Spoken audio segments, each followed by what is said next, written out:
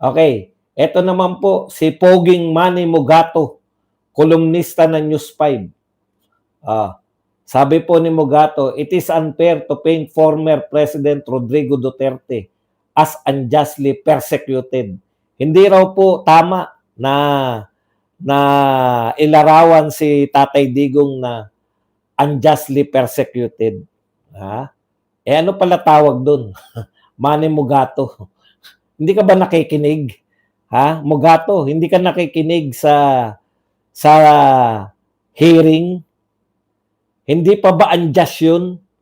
Malinaw po na dapat hinarap si Tatay Digong, hindi siya dinerecho dapat sa dahig. Yun lang po eh. Yun lang sana natutunan mo. Anong klase kang kolumnista? Anong klase kang... Yan po ang ating mga media man. Ganyan po kapupurol. Kasasamba nila sa mga Marcos, nakakalimutan na nila maging objective. Ang linaw po na sinasabi, lahat po yan. Supreme Court Justice na po nagsasabi. Dating Supreme Court Justice, si Adolf Ascuna. No? Ikaw, Mogato, kasinsama ng mukha mo. Ganyan po ang ating mga press people. Mali daw na ilarawan si Tatay Digong na unjustly persecuted. Anong tawag mo doon? Pinakulong yun nang hindi dumadaan sa local court tapos hindi pa unjust yun? Sa tingin mo, tama lang yun?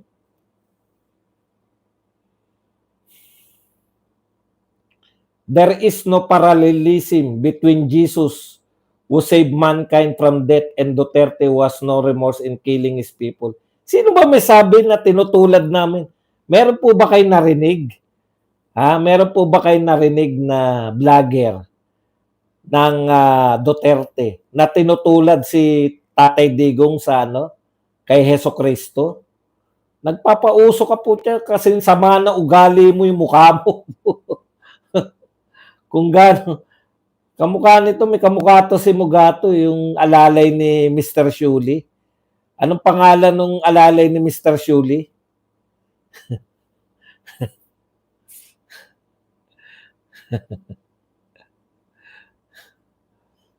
Sino may sabi sa'yo na kinukumpara namin si Tatay Digong kay Hesukristo? Wala naman kaming kinukumpara. Si Kuhol. Ikaw Mogato Kuhol. Manahimik ka sa kababanat mo. Wala nang katotoran yung Ayan, tuloy natin. Who has no remorse in killing his people in the name of his policy on war on drugs. Alam mo, Mogato, sana objective talaga kayong mga press, taga-press. Kasi, alam mo, yung sinasabi mong wala nang ginawa, he was no remorse in killing his people. Niligtas niya po yung tao niya mula sa mga adiksyonist, no? Hindi ko alam kung nakatira ka sa Pilipinas nung panahon ni Tatay Digong. Hindi ko alam kung paano niyo ipapaliwanag na si Tatay Digong ang nagkamit ng pinakamataas na approval at trust rating, 91%. Imagine 91%. Grabe pala yung natataasan na tayo kay BP Sara na 61%. Si Tatay Digong 91%. Bakit? Kasi gustong-gusto ng tao yung war on drugs. Yan yung problema sa inyo. Okay sana kung ngayon walang war on drugs pero wala pa ring droga. Ito napakasimple Kung noon na pinapatay yung mga drug lords, alam na natin, ginugurguro yung mga maraming pinapahuli, maraming nahuhuli. Alam niyo po yung sa Tokhang? Milyon po ang sumuko sa Tokhang. Tanong ko ngayon, ilang pong adik ang sumusuko ngayon para magbago? Wala. Wala kayo nababalitaan kasi walang proyekto di ba? Walang proyekto para pagbaguhin yung mga adik. Wala nang Tokhang. Dati po milyon. Kaya hindi totoo yung sinasabi nyo na si Duterte gurgur lang ng gurgur. Bakit po? Milyon yung sumuko eh. Ilan lang yung sinasabi nila? 30,000. Imagine niyo yung pagkakaiba ng 30,000 sa milyon. Eh yung 30,000 na yun, pangalanan nila, hindi nila kayang pangalanan. Drawing lang kasi yun eh. Di ba? Drawing lang yung ano na yun. Eh, totoo naman eh, yung mga addictionist lang naman ang galit kita, Digong. Yung mga drug lords, mga kriminal.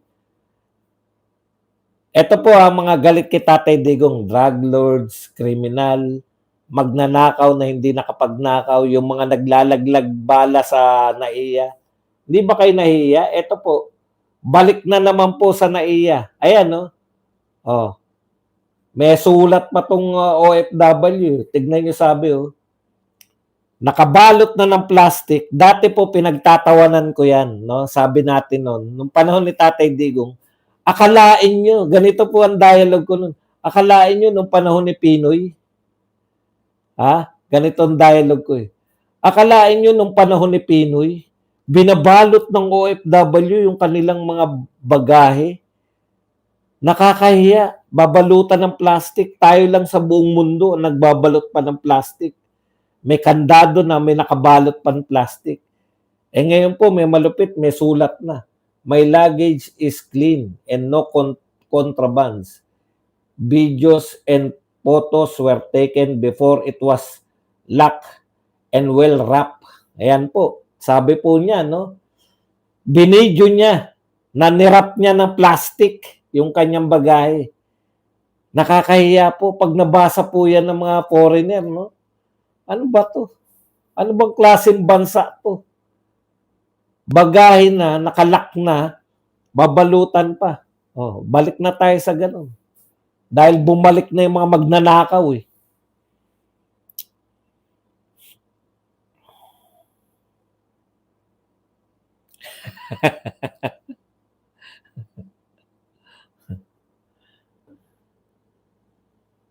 Ngayon po, reject din ng ICC yung kabilang panig pero hindi po nila ibabalita yan.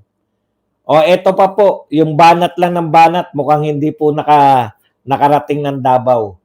Ito pong Chino Pakita. Mahigit 22 taon na nanunungkulan si Digong nyo. Ngayon lang naisipang magpatayo ng ospital sa Davao. Nasana na yung 51 billion ni Pulong na natanggap niya nung tatay pa niya presidente. Yung 625 confidential fund ni Sara. Ano ang proyekto ni Baste bilang mayor ng Davao? Ngayon lang daw nagpapatayo ng ospital sa Davao.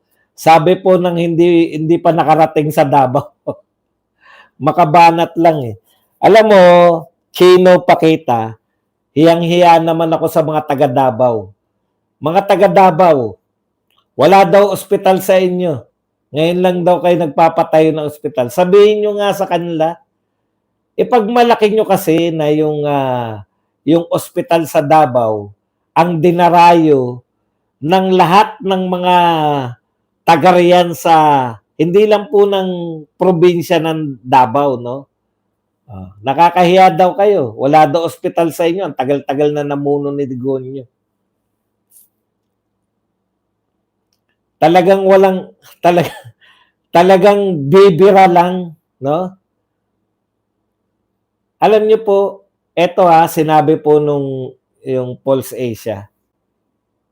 Solid halos ng Duterte yung Visayas, Mindanao. Real talk po yan. Tapos, umungos talaga sila sa Metro Manila. Na solid po nila yung Metro Manila. Metro Manila, samantalang ang solid ng mga Marcos, halos Region 1 and 2 na lang. The rest ng Luzon, Duterte pa rin. Visayas, Mindanao, Duterte.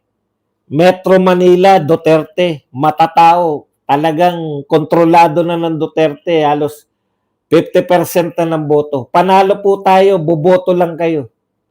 Ito paniniwalaan nyo na ngayon lang daw nagpapatayo ng ospital sa Davao City. Tatawanan mo na lang eh. Yung mga taong ang akala sa Davao kakarag-karag. Mahiya naman kayo. Wedding nga, 'di ba? Yan lang ang kaya nila, Wedding nga. Opo, wala po talagang ospital sa Davao.